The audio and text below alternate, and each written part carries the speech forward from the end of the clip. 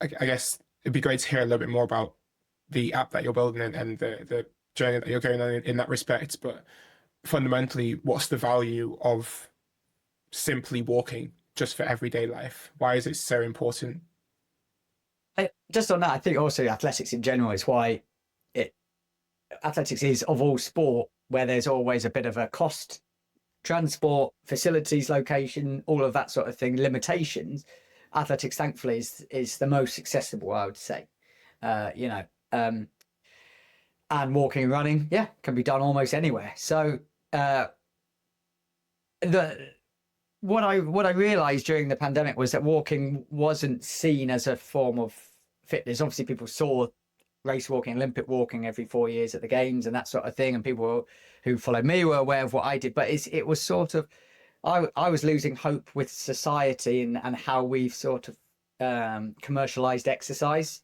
Everything is you've got to go and join a gym, buy an expensive bike, pay and join a run club, have a £300 pair of trainers, whatever it might be. When actually that's then just shutting the door to so many people. People were messaging me saying, we can't get to all of our normal facilities during lockdown. How do I utilize walking? And I would say, this is so simple. Like, have you got a local park? How many laps of this little pond can you do in your 30-minute lunch break or whatever it might be? And setting silly sort of challenges like that to people. And it blew my mind, really, that how simple this is. But we've just, neglected having movement in our day-to-day lives. You either do sport and exercise or you don't. You don't walk anywhere. You don't use a bike to get to the shops. You use a bike to go for a 100-kilometer bike ride that you put on Strava, and that's what that is. So Well, that's where sorry, what I call what do you think? What do you think is the cause of that neglect?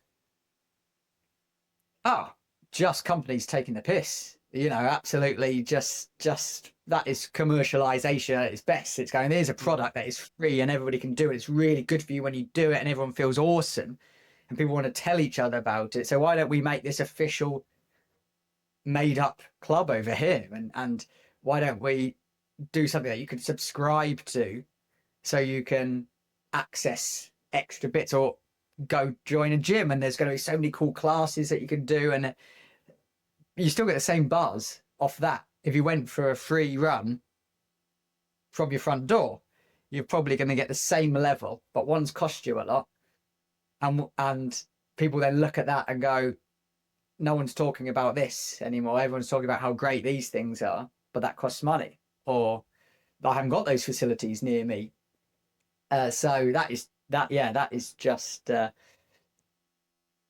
people being good entrepreneurs. but for me now, it's walking with purpose is sort of what I call my health app, but it's almost my own purpose.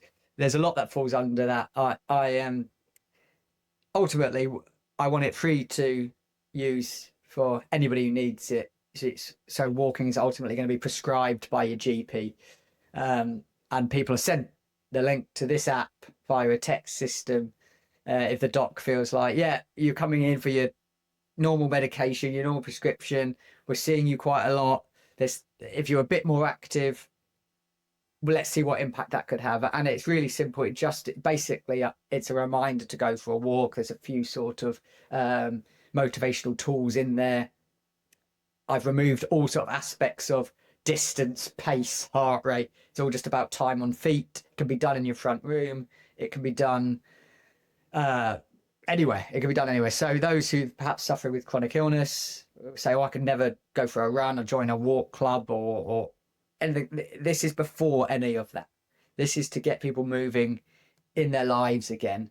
And the stories we've had so far, the people I've met who've done it, has just inspired me to do this more and more, because it's something new. It's really challenging. I've never built a business, raising money for it, grants and applications, and the NHS is an absolute nightmare to work with, because every single sector is different, and every part of that has 17 boards that need to sign things off, and some GPs will tell you that they treat, they don't prevent, and I'll tell them to fuck off and wake up. because Oh, it's just mind blowing. Yeah, exactly. You're both like, the worst. it's painful. And again, my mindset as well with building an app and building a business is everything has to be perfect immediately, because that's we sign people up to it. We get a 20% turnout. They say that's really good. That's above normal. I'm like, 20% have turned up to this. Like so it's been a lot of learning. It's still early stages, but I can't wait to see where that goes, if it goes anywhere. Oh, that's amazing. That's so. I actually think I've had a bit of a realization in you saying that, because it's true actually. The commercialization aspect, this idea of like, being active in some form, whether that's walking, is like doing a thing. So it's like you either like identify with that or you don't. I even, maybe this isn't quite it, but I sometimes got frustrated with people in the US, because if they just like everything was a hike, it wasn't like they didn't just go. It wasn't a walk. It was like a hike. Like they like made it a thing, and it was like, but what do you mean you didn't? You can't walk anywhere in the US. Yeah. Most roads don't have pavements. Yeah, that's so true. Sorry. Anyway, sorry, not bashing on the US. Love you guys. No, but me neither. But I just kind of thought, in a way, it's a bit of that thing. It's like, it's true. We've kind of removed a lot of just like doing something, just moving because that's what we're supposed to do as humans. Because it's like, in a time you would have needed to walk to the shops or walk your kids to school or walk to school. Now that's gone. Convenience. People are busy, time constraints. There's buses, taxis. You don't need to physically move in today's society anymore. So that's what scares me the most.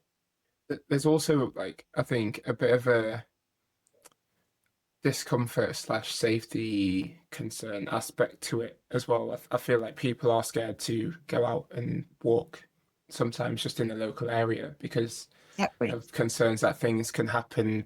That there are strange people around, and you never really know what to expect in this society.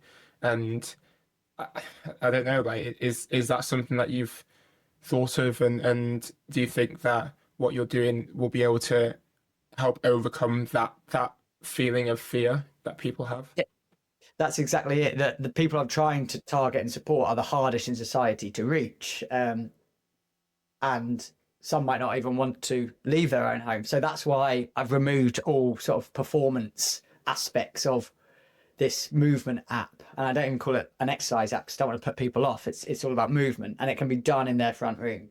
So it tracks steps and it tracks actual physical movement to make sure that people are legitimately moving.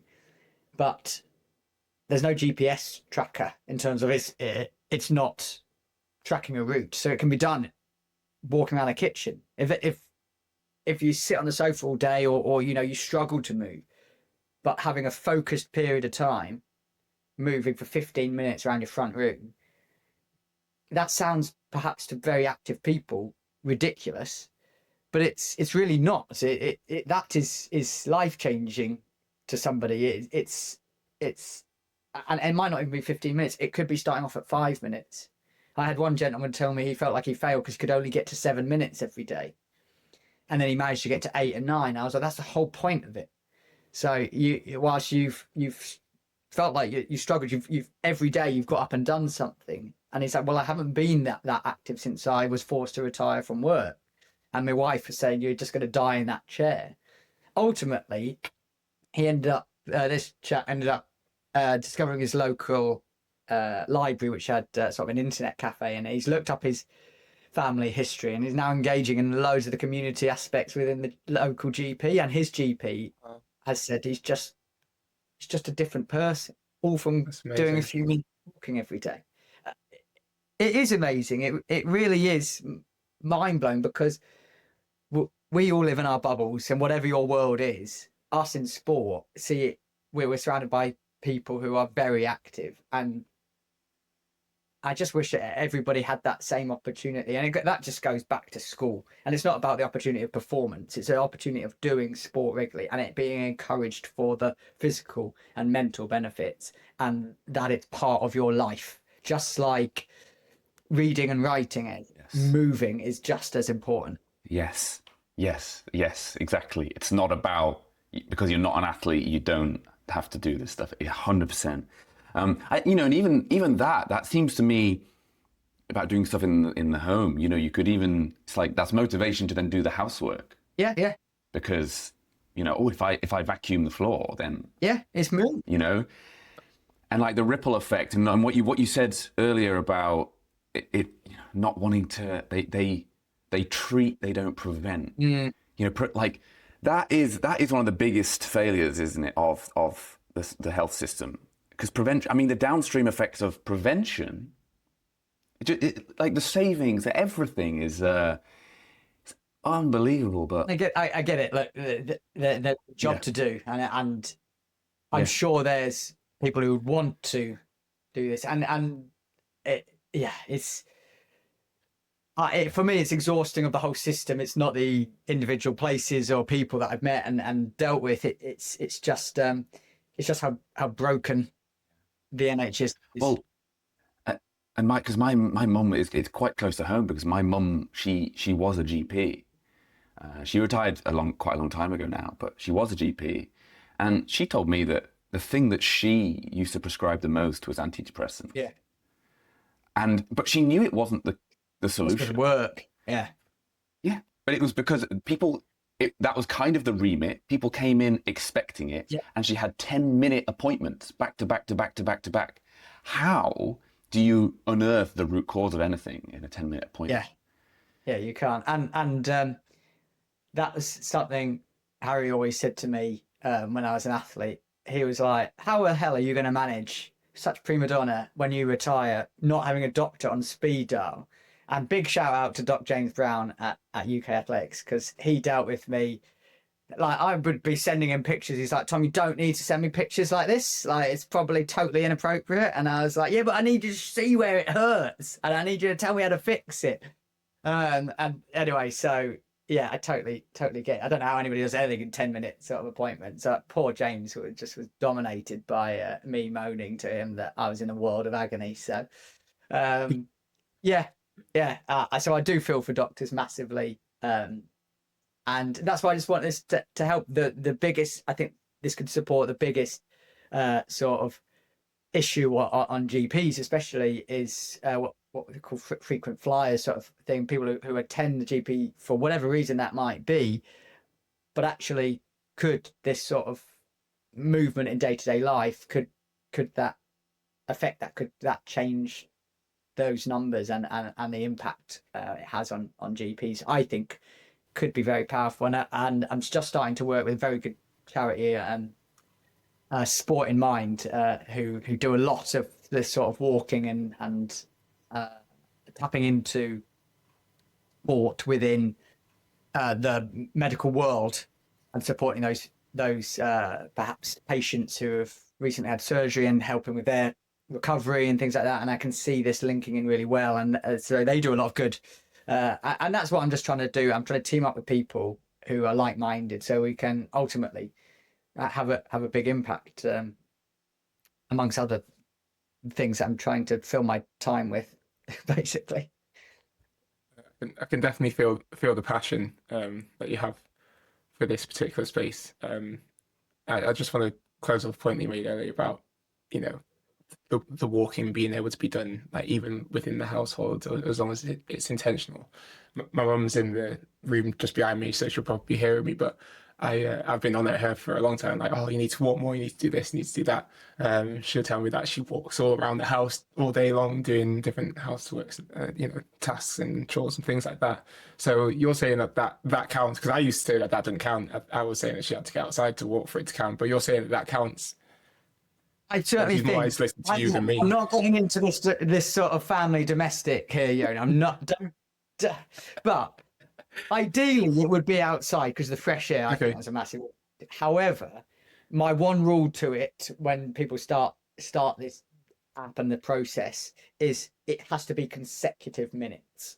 So you can't Okay. do 2 minutes here, 2 minutes there, because it's, I think even the BBC really recently, like literally a month ago, published an article that as little as 15 minutes of consecutive moving a day can be just as healthy as sort of going for a run and things like that. Because it's that sort of prolonged. It's not just a quick, I'm going to walk to the fridge and get a chocolate bar and then walk back to the sofa sort of thing. That's not it. It's not moving. But moving, I'm going to do 20 laps because I'm nervous to leave the house, but I'm going to do 20 laps of the house. And that actually takes me 15 minutes because I'm not somebody who moves a lot, and it might hurt a little bit, or, you know, whatever it might be. That's so good for the mind and for the body. So yeah, just tell her to continuously hoover for 15 minutes at least. And if you've got a really big house, even better. Maybe it takes longer than 15 minutes to hoover. So I'll tell her that's for sure. That's it's actually really just good, solid advice that so many people will find so much comfort from hearing, because it makes it sound so much easier than the apps and the subscriptions and everything, as you were saying earlier, for sure. So that's brilliant advice. Absolutely brilliant. I think that's what it is. It's not about it's about making normal movement seem worthwhile, because people won't see, I've only got 20 minutes or something like that. I'm just going to do 0 rather than do something, rather than I need to sign up, do couch to 5K, go and do a park run. Even those things might be true, but that might seem like too much, completing a park run. But walking a total of 1 mile in 20 minutes or whatever that distance is, that doesn't matter. It's about doing it and making it feel valuable. Yeah, that's a great point, actually. I know this sounds dumb, but I even felt that for me at one point when I was like living in an apartment building. I'd stopped competing at that point. So I used to go through this thing where I was like, I have to preserve my energy. But like, I stopped thinking that, and I decided like, well, I'm not going to use the elevator. It was like the 3rd or 4th story or something. I'm just not going to use the lift. But like just making that decision was actually surprisingly powerful. Even for me as a ex-athlete, it was like quite a thing. So yeah, even just like simple stuff that makes loads of sense. And I'm really excited actually for you on that, Tom. I think there's going to be, you know, the sort of the butterfly effect of this there's so much potential. So well done, man. I actually wanted to ask how a little bit about, because we the last interview we did was with Bruce Mowat, who is Olympic silver medalist curler. Well, I know Bruce, yeah. Yeah. Awesome guy.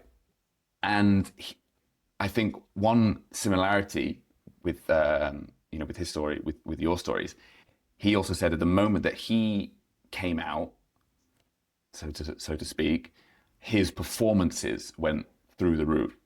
So he improved massively, and I think it's fair to say that that's something that's true for you as well. And I just kind of wanted to ask you a bit about that as well. Big fat gay effect. That's what you want to ask about. Yeah, absolutely. Is that how it's known?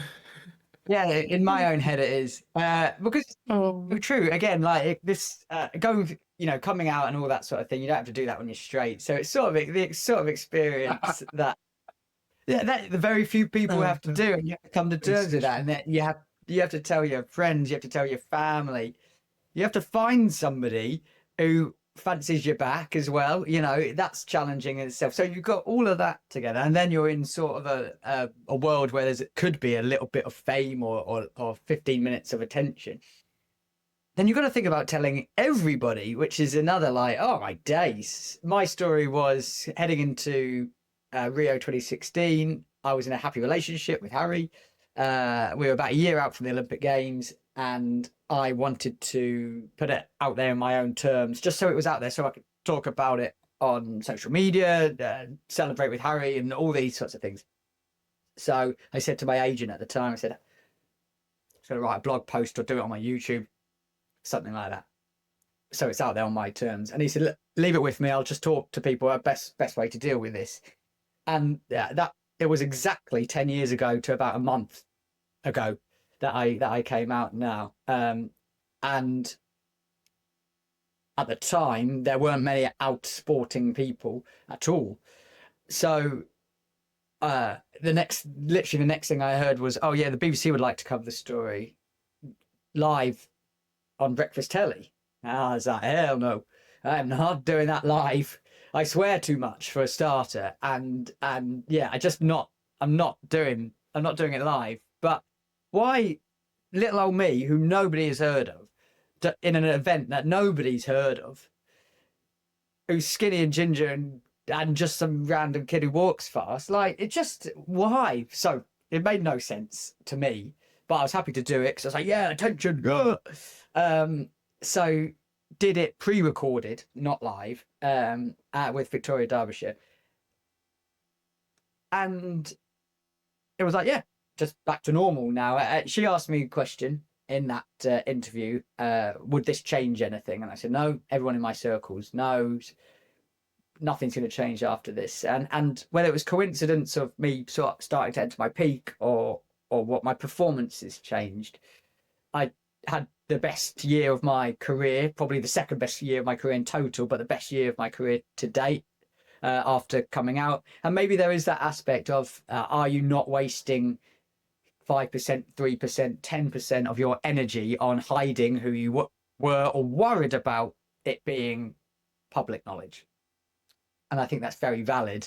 And again, it just goes back to the whole conversation we've had of having a happy, content head is going to allow you to perform to your very, very best. And that's probably the moral of that story, which is just a thing that, as much as we normalize, same-sex relationships, in sport, it's always going to be a little bit trickier. I don't know why. And I'm always asked that. And now I see in the last 10 years, people are just coming out on Instagram and, they're just living their life openly, which is really lovely. But it's still an environment that really sort of, I guess sport is an environment that encourages, in a good way, that sort of diversity yet division, because it can take all sorts. Sport is so diverse, it's brilliant, but then we want this person versus this person, we want to bring the other team down. That can all be very positive in terms of what sport can bring, rivalry and all that, but then it sort of just gets muddy, the water gets muddy, and you just sort of get into a space where it seems great to ultimately shout prejudiced beliefs in whatever aspect it is. And so I think it's just a vulnerability that people don't want out there in the world of sport for whatever reason. And I'm not somebody who is on my social media, you probably wouldn't even know. I don't really post about Harry, sorry, I don't bang on about it because it's just one bit of who I am. And what I want to be is the best athlete and the best person I can be, who is also gay. It's a kid at school said to me at the end of a PE lesson, he said, God must have hated you when he made you. Yeah, you're skinny, gay, and ginger. And I just really like that the ginger bit was the bit that he put emphasis on. So I just, it's just part of who I am, and I embrace that. And I can be a gay man, and I've got 21 national titles and a few world records. You're allowed to laugh at that. It's all right. The comments just absolutely throw me. Like, I've lost all track of what I was saying. Kids are mean. Kids are mean. Actually. Yeah, that is. Yeah, people have some capacity, but but then what an amazing thing that must feel. It must feel awesome now, and I also love that. I think that was something similar with Bruce. Is that obviously we ask about it because it's important. You don't want other people considering sport or people who are within sport to feel like they're not welcome. So I think that's why it's so important. And at the same time, for people like you, Tom, and Bruce, They're not like, you're not Tom the gay athlete. You're Tom the athlete. You're Tom the husband. You know, Tom the guy that's supporting movement in general. You know, all these things. And at the same time, it's still, as you said, this like there's something about sport somehow that makes it more challenging. Yeah. Whether it's true or not, people still, it's still that feeling is there. So I mean, is, you know, what is there a message that you have to younger people maybe who might be struggling with this sort of thing? Yeah, I mean, it's hard because sport, like I remember it, sport wasn't a encouraging environment for that. So it's sort of just with it all, to be honest, there's a lot of encouragement of being open, coming out. It's sort of just do it all at your own pace, and it will. I believe at whatever point you are content in your life with your sexuality, that's when you'll be most happiest. I know that sounds obvious, but it's whenever that happens, because coming out as a 14-year-old might not be the best for you. Whilst it should be, it might not be. So there is no pressure, there is no rush. Be who you need to be. Know that it will be okay, and you've just got to figure out it in your own way. I had a chat with the chairman of the FA about this, about sort of supporting footballers to come out, and it was very much, oh well, could we encourage a whole load to come out together at the same time? And I was like, I get the thought process, but we could have footballers who are from a country where it's illegal. We could have people who aren't in relationships. So there isn't really the need to do it. It's sort of the deflection tactic isn't the right way of doing it. It's the authenticity tactic that we're going to have to go down. And ultimately, footballers have now done it after retiring. You know, Thomas Hitzlsperger is one who did it after he finished his career. That was the right time for him, and ultimately can still have a positive impact. And hopefully he was content enough to be happy along the way. And that's sort of where I think everyone's got to get to a point to being content. And ultimately, it doesn't matter who knows and who doesn't know, and as long as it's not having too much of a negative impact. Yeah, for sure. I mean, sport's already an extremely pressurized arena, so you don't want it to create extra pressure, but also at the same time, when you do find that contentment, probably the same could be said for anyone. Once you find contentment within yourself of who you are, once you're able to actually recognize that and share that with people, it just takes the pressure off the shoulders and allows you to just go after your sport 100%. And you likely do find an increase in performance level because, as we say, there's that 5 or 10% less energy being spent on something that doesn't benefit the sporting side of things. Just to close up on this main part of the episode, to bring it back to your sport and recognizing that race walking is still quite a niche sport that not many people maybe know much about, even though we all walk. What's one thing about the sport that you wish more people knew?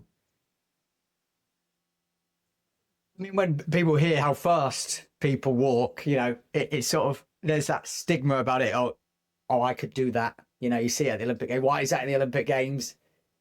It's sort of the level of difficult. It's sort of, imagine running a race and then doing it with a tyre tied around your waist is sort of how I explain what race walking is, because the technique is so challenging. You know, you've got to land with a straight leg, which is just biomechanically wrong, and you're able to walk at 3:55 a kilometre sort of thing. So that's the physical side of things. When people hear I train twice a day, every day, cover like half a marathon a day, plus gym, plus all your nutrition, and my race weight was like 55 kg. My resting heart rate was 33 beats. But so when people turn around to me and say, "Oh, you know, it's not that athletic and all that sort of thing," it's not.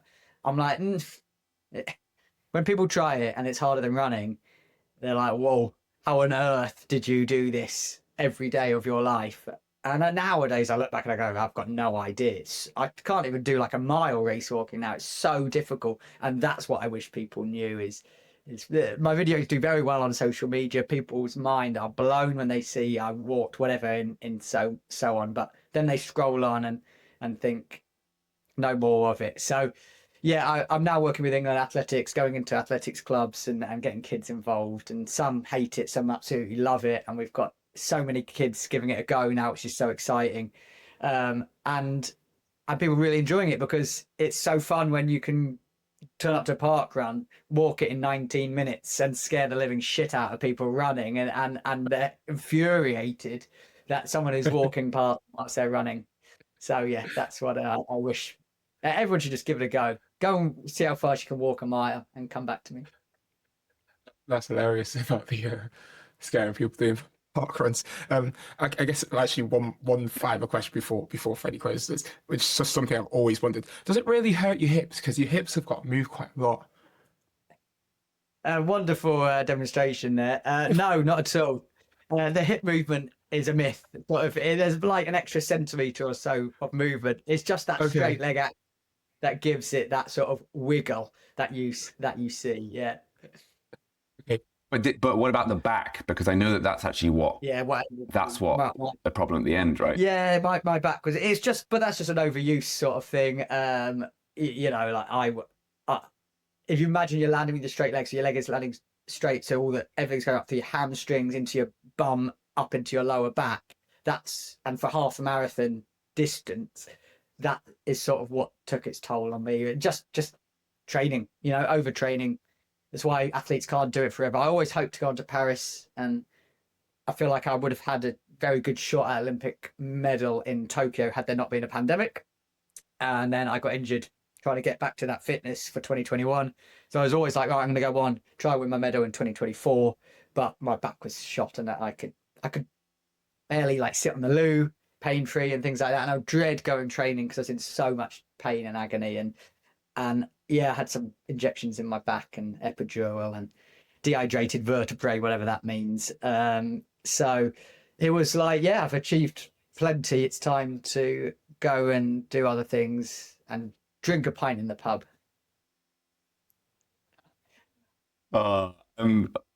Amazing. But yeah, I mean, I think that will be very telling for a lot of people, though. That's the story of all athletes. That injury. And but Tom, just before we do wrap, I think there's a few things for you to mention. So where can people find you in general? But also, what's the name of your app? What process is that in? Where can people find it, or in the future? Yeah, you can find my name on social media almost anywhere. TikTok and Instagram is where I'm most active. Walking with Purpose, Google it. Yes, there's a very good religious group based in the US under the same name. That's not me. I'm the walking man or emoji thingy logo. It's actually me, my logo, which I really like. So it's because I'm just big-headed. No, it's an outline of me walking, of which my designer did a very good job with. And yet you can Google the website. You can't get hold of the app yet. It's under testing, and we're running various projects and evaluations with universities and things like that to see what impact it has. So it's all behind closed doors, but you could get me involved commercially, in your workplace or in a school or anything like that, utilizing Walking with Purpose or motivational talk or anything like that. So yes, via social media, walkingwithpurpose.co.uk. Or just find me probably at a park run or out walking somewhere, walking with dog nowadays. Or in a pub, obviously in a pub. I was literally just going to say, or in a pub. Oh, that's so nice. Yeah, Tom, it's been an absolute pleasure. I know we've I wanted to talk about the sport itself and the excellent side of things even more because even just watching videos, you talk about being like the skinny kid and all this stuff, and like how you're going to be an athlete, that sort of feeling, and yet like watching just in the videos, watching your movement, it's crazy. Yeah. Well, the fluidity. Yeah, that's about this. Yeah, I love it. You've got it, Yona. Yeah.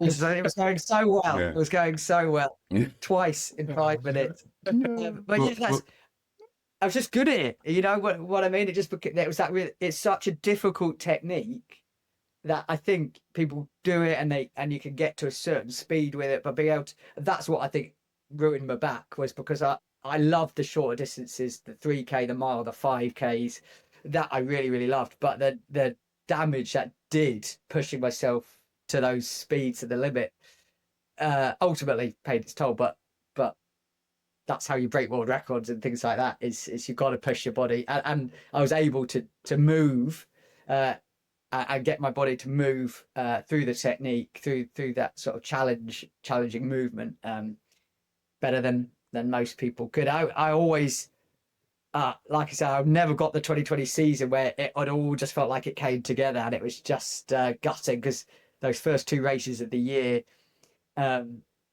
was that 18-25K that everybody's seen on my social media, it seems, that really kick-started that season. And I knew I was in great shape, and it's sort of, I guess, if you've ever done anything in life, riding a bike it might be, or you guys diving, when you nail the perfect dive and you do it over and over again, and you're running up into a competition and everything is just, it's that sort of moment that, you know, you don't get this very often. And when I could race, and it was, I stood on the start line with such confidence, everything had gone perfectly, and I snapped straight into it, and the race just delivered. Everything went to plan. It doesn't happen often, but it was those sorts of magical moments that I look back now, and I feel like I'm so lucky to have, because everybody tries so hard in whatever they do, and sometimes you don't even get those perfect days. So the perfect wiggle, I guess I'd call it. We're gonna save that. Yeah. We're gonna have to do a follow-up. Yeah. No, but exactly. You know, like your medals, obviously, but like, you know, being the, you know, like world record times and all these things. It's amazing. But also, you know, just so many elements to your story. Like a lot of what we touched on, I just think is so powerful, and as I say, will have, you know, such a positive effect on so many other people. And, you know, listening to this conversation, so I just really appreciate you going into all that. I mean, it's been an absolute pleasure. So thank you so much. Thank you. And that is where we will wrap up this main episode. So yeah, thanks again, Tom. But Tom is going to stick around quickly for one more dive. That is our bonus Patreon section. So if you're not there yet, the link is in the show notes. We'll catch you in the next one. Cheers.